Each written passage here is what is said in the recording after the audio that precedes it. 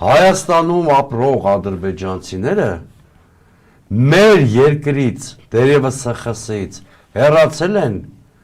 շատ խաղաղ պայմաններում իրենց տների եւ անշարժ գույքի համար կոմպենսացիա ստանալով, որևէ մեկի էթնիկ զտման չի ենթարկվել, որևէ ադրբեջանցու քթից այրուն չի թափել, որևէ ադրբեջանցի հետ պրոցեսում չի սպանվել։ Բացի այդ, ադրբեջանցիները երբեք Հայաստանում սուբյեկտություն, քաղաքական սուբյեկտություն չեն ունեցել։ Ինքնավարություն կամ ինչ-որ ազգային մյուս փոքրամասնությունների համեմատ սուբյեկտություն ենթադրող իրավունքներ եւ այլն։ Արցախի ժողովրդի խնդիրը, այսինքն Ադրբեջանի, Հայաստանից հեռացած ադրբեջանցիների խնդիրը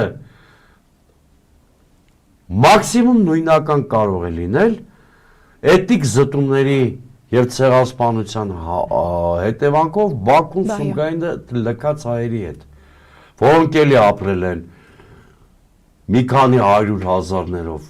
Բաքվում Սումգայիթում, բայց ինքնավարություն չեն ունեցել։ Դրա մասին չի հիշատակում։ Արցախի ժողովուրդը ունեցել է, եղել է քաղաքական ամբողջություն, ունեցել է սուբյեկտություն։ Լեռնային Ղարաբաղի ինքնավար մարզը լեգիտիմ սուբյեկտ է եղել